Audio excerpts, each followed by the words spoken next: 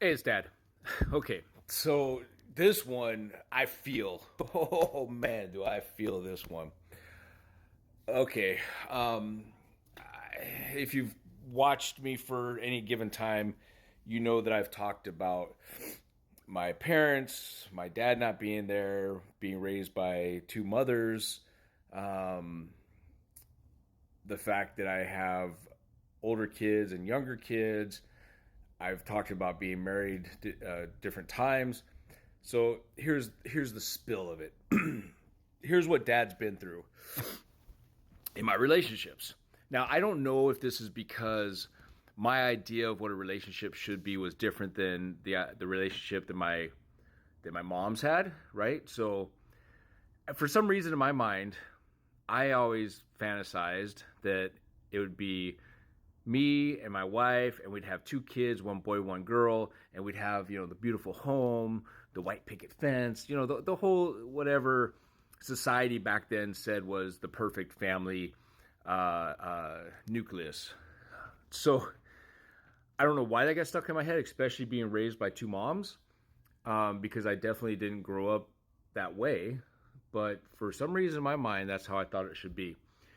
And then I was always searching for that woman. I was always searching for my counterpart.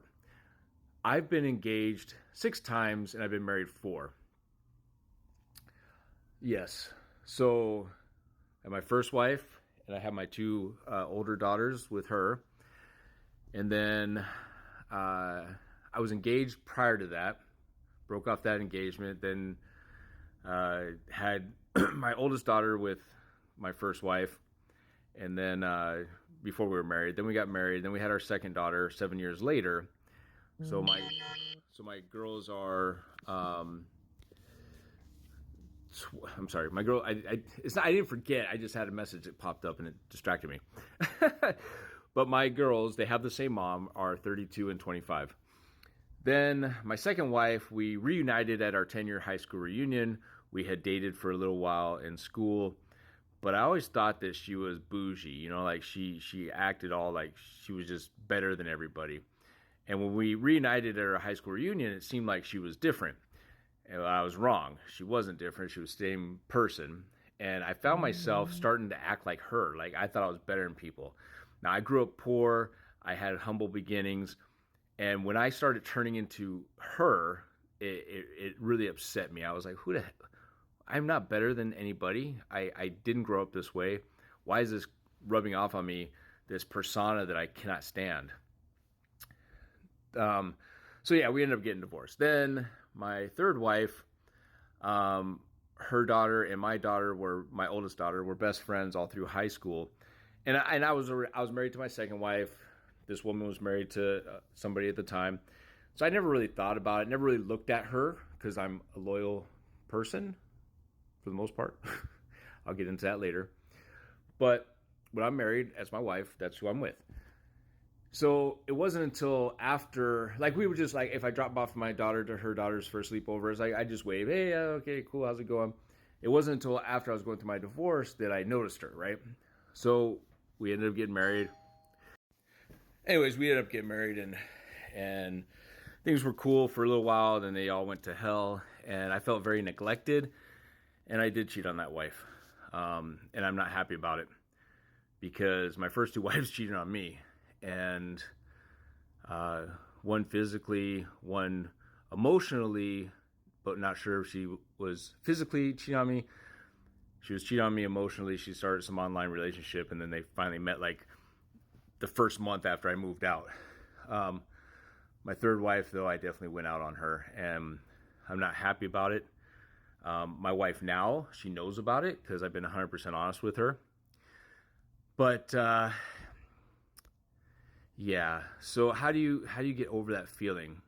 Here's my problem, and this is why I'm addressing this, is I, especially after my first two marriages, and in between there was another engagement, and she cheated on me, and it's like, I'm like, what am I doing? Like, I'm the common denominator, so it must be me, right? I'm there's something wrong with me.